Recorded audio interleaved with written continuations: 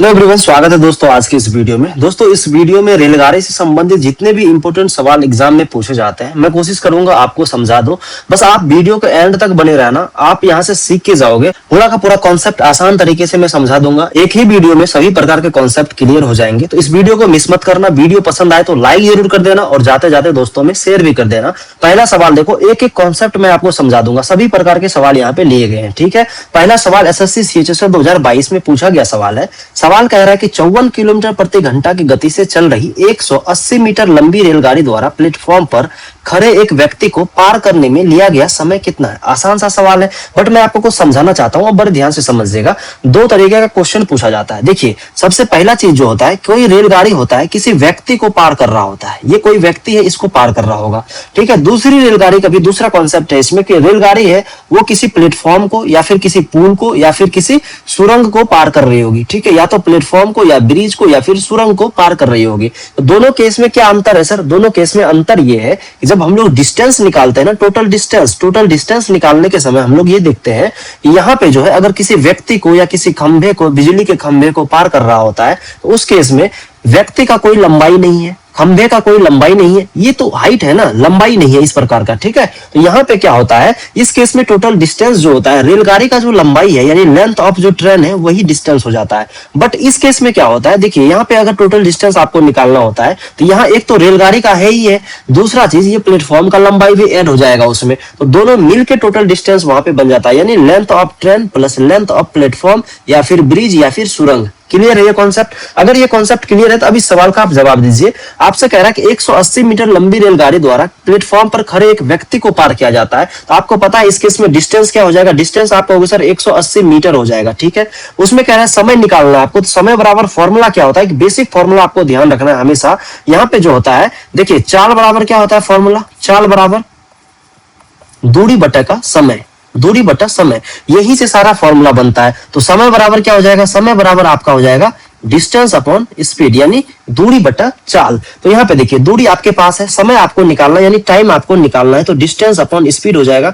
Distance आपका 180 metre दिया हुआ है और स्पीड कितना दिया हुआ है। अब एक कॉन्सेप्ट और आपको ध्यान में रखना है, देखिए ये मीटर में है बट स्पीड आपका किलोमीटर प्रति घंटा में दिया हुआ है। क्यों ना हम लोग इसको भी चेंज कर ले मीटर प्रति सेकंड में? आपको चेंज करना पड़ेगा क्योंकि इकाई दोनों का समान होना चाहिए। तो मीटर प्रति सेकंड में कैसे बदलेंगे? किलोमीटर से मीटर में अगर आपको जाना है तो 5/18 से आपको गुना करना होता है। ये कॉन्सेप्ट आपको ध्यान में रखना पड़ेगा। देखिए किलोमीटर प्रति घंटा से अगर आपको मीटर प्रति सेकंड में जाना है तो क्या करेंगे हम लोग? जल्दी बताइए। 5/18 से गुना करेंगे। लेकिन यही अपोजिट अगर जाना हो, मीटर से किलोमीटर में जाना होगा तो 18/5 से गुना करेंगे। सर ये याद नहीं रहता, कैसे याद रखेंगे? बड़े ध्यान से समझिए।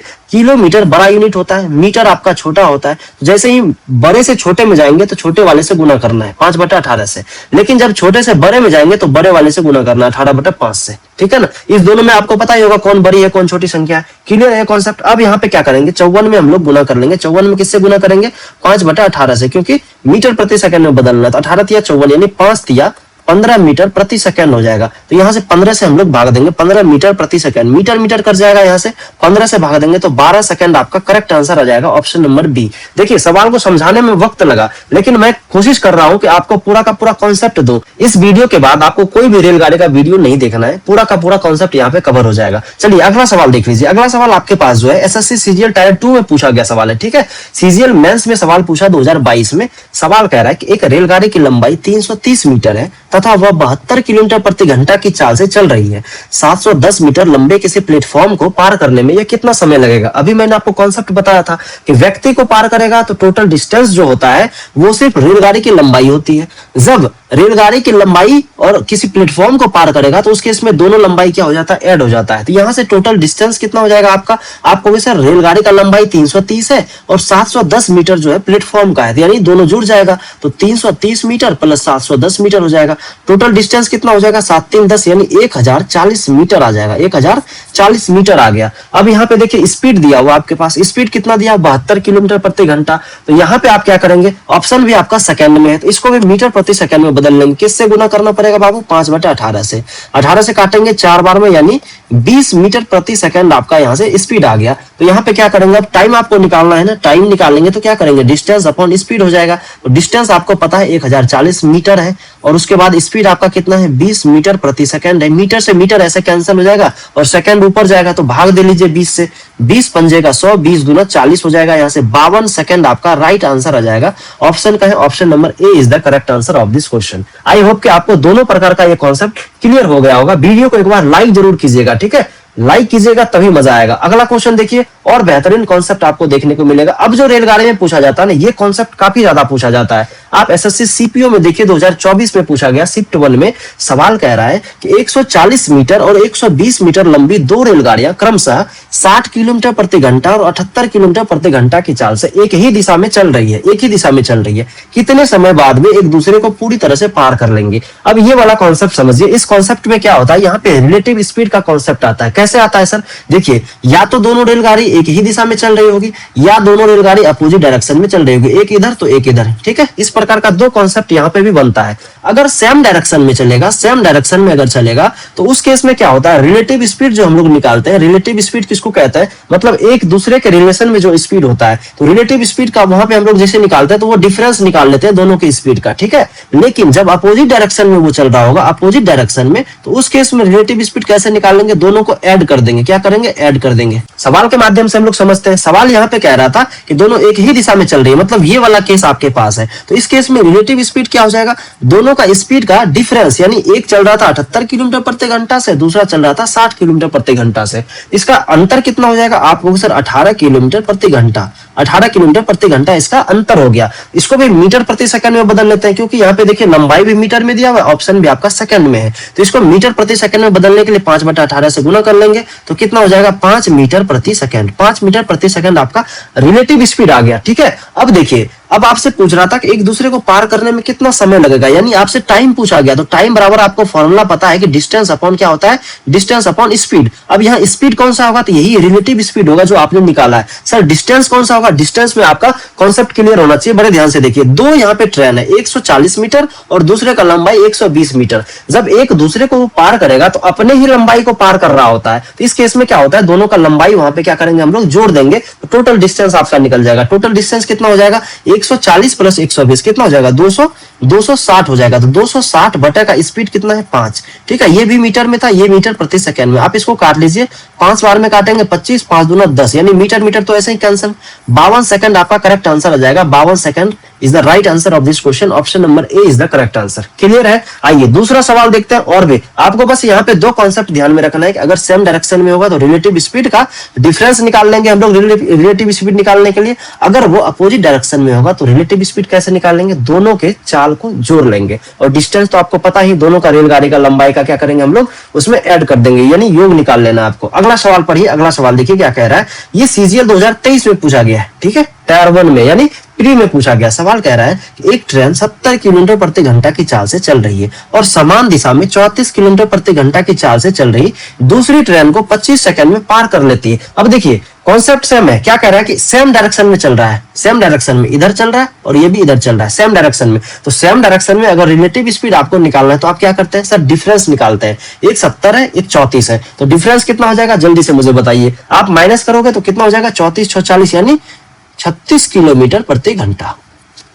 क्लियर है ये चीज? अब देखिए, अब कह रहा है कि 25 सेकंड में एक दूसरे को पार कर लेता है, यानी टाइम आपके पास दिया हुआ है। कितना दिया हुआ है, 25 सेकंड दिया हुआ है। आपको क्या निकालना था, आपको डिस्टेंस निकालना था। मतलब ये पूछ रहा है दोनों ट्रेनों की संयुक्त लंबाई। लंबाई तो वही होता है, आपको पता है कि डिस्टेंस जो होता है वो दोनों ट्रेन का लंबाई ही होता है। Length of train 1 plus length of train 2। यही तो हम लोग करते थे पिछले सवाल में, यही तो हमने करा था। देखिए यहाँ पे डिस्टेंस कैसे निकाले थे, दोनों के ट्रेन का लंबाई को हम लोग जोड़ दिए थे, 260 आ गया था। यहाँ पे वही चीज उल्टा दे दिया गया। डिस्टेंस आपको क्या करना है, यहाँ पे निकालना है। तो डिस्टेंस बराबर फॉर्मूला क्या हो जाएगा, आप कहोगे सर स्पीड, यानी डिस्टेंस बराबर फॉर्मूला हो जाएगा स्पीड इंटू टाइम। तो स्पीड तो आपको पता है 36 किलोमीटर प्रति घंटा, बट मैंने आपसे कहा है कि जब यहाँ पे मीटर प्रति सेकंड में, देखिए सेकंड में है, ये भी मीटर में आपको निकालना है, तो इसको भी मीटर प्रति सेकंड में बदलते हैं। तो 5/18 से गुना जैसे ही करेंगे तो 18 से काटेंगे 2 बार में, यानी 10 मीटर प्रति सेकंड आपका आ जाएगा। तो स्पीड आपका कितना आ गया, 10 आ गया। अच्छा, ये जो टाइम है आपका, टाइम कितना दिया है, 25 सेकंड दिया हुआ है। तो आप मल्टीप्लाई कर लीजिए, 25 गुना 10 करेंगे कितना हो जाएगा, आपको सर 250 मीटर आपका डिस्टेंस आ जाएगा।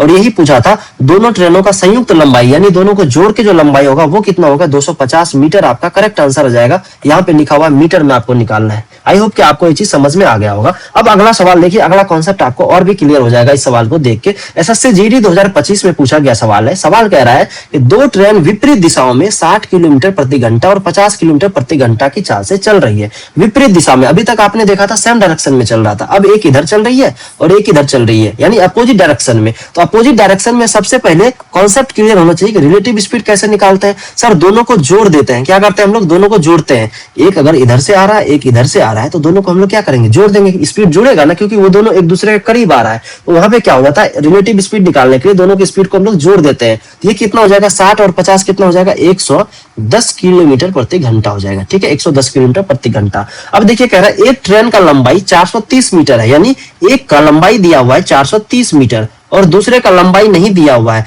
कह रहा है दूसरे को पार करने में 44 सेकंड का समय लेती है। तो टाइम आपको दे दिया है, टाइम कितना दिया है, टाइम दिया है 44 सेकंड। तो अब यहां से आपको क्या करना है, सबसे पहले डिस्टेंस निकाल लेना है। और उस डिस्टेंस में आपको पता है कि length of train 1 plus length of train 2 दोनों होता है। तो डिस्टेंस आप निकाल लेंगे तो आपको पता चल जाएगा कि दूसरे वाली ट्रेन का लंबाई कितना था। तो डिस्टेंस कैसे निकाल लेंगे, जल्दी बताइए। सबसे पहले आपको पता होना चाहिए डिस्टेंस बराबर फॉर्मूला होता है speed into time, speed into time. तो स्पीड यहाँ पे देखिए किलोमीटर प्रति घंटा में, इसको भी मीटर प्रति सेकंड में आपको बदलना पड़ेगा, यानी 5/18 से गुना करना पड़ेगा। ये हो जाएगा आपका 550 मीटर प्रति 550/18 मीटर प्रति सेकंड। देखिए हर बार आपको काटना नहीं है, ये चीज आपको सीखना है। अगर यहाँ नहीं कटने वाला है तो हम लोग गुना करेंगे, ये नहीं कि यहीं पे हम लोग पॉइंट बढ़ाने लगे, क्योंकि इसका यूज तो आगे भी करना है ना, हो सकता है आगे वो कट जाए। ठीक है, इतना मीटर प्रति सेकंड हो गया। तो स्पीड यहाँ पे आपका आ गया 550 मीटर प्रति सेकंड, 550/18 मीटर प्रति सेकंड। और कितने समय के लिए चला, 44 सेकंड के लिए चला है। तो यहाँ से हम लोग इसको अब काट के देखते हैं, कटता है क्या, 2 से काटेंगे 9 बार में, 2 से काटेंगे 22 बार में। अब ये नहीं कटेगा, इसको गुना कर लेंगे 22 से 0, 22 पंचे 110 का 0, 11, 22 पंचे 110, 11 कितना होता है 121/9, इतना हो जाएगा। अभी भी नहीं काटेंगे, क्यों नहीं काटना, आपको पता है कि ये जो है ये टोटल डिस्टेंस निकला, आपको तो निकालना है दूसरे वाले ट्रेन का लंबाई ना, यानी पहले वाले का जो लंबाई दिया था इसको इसमें माइनस करना है। तो 121/9 माइनस 430 आपको करना है। यहाँ नहीं कुछ तो एक है, दोनों का एलसीएम 9 हो जाएगा। 121/00 माइनस 9 से गुना करिए, 9 0 9 27 का 7, 2 9 चौके 36, 2 38। अब यहाँ से माइनस कर लीजिए। मैं आपको बिल्कुल बेसिक तरीके से सिखा रहा हूँ, इसको और भी तरीके से बनाया जा सकता है, बट मैं सोचता हूँ कि आपका कॉन्सेप्ट क्लियर हो जाए पहले एक बार, है ना। चलिए इस सवाल को माइनस कीजिए, जल्दी से माइनस कीजिएगा तो यहाँ पे आ जाएगा आपका 0। उसके बाद जब माइनस कीजिएगा तो फिर कितना आ जाएगा, फटाफट बताइए। यहाँ पे बचेगा आपका 3, उसके बाद बचेगा आपका कितना 2, उसके बाद यहाँ पे 3 घटेगा तो 8 बच जाएगा आपका। 82 30 हो गया, 9 से इसमें भाग देना आपको। तो 9 9 81, 1 3 9 कम 9 4 0 9 चौके 36, यानी 914 वाला ऑप्शन का है, ऑप्शन नंबर ए आपका राइट आंसर हो जाएगा। 914.44 is the correct answer. I hope कि आपको पूरा का पूरा कॉन्सेप्ट क्लियर हो गया होगा। जितना भी मैंने इस वीडियो में कॉन्सेप्ट बताया आपको काफी ज्यादा रिपीट होता है। एक बार वीडियो को लाइक जरूर कीजिएगा, दोस्तों में फटाफट से शेयर कर दीजिएगा और नेक्स्ट जरूर बताइएगा आपको किस टॉपिक पे वीडियो चाहिए, वीडियो आपके लिए हाजिर हो जाएगा।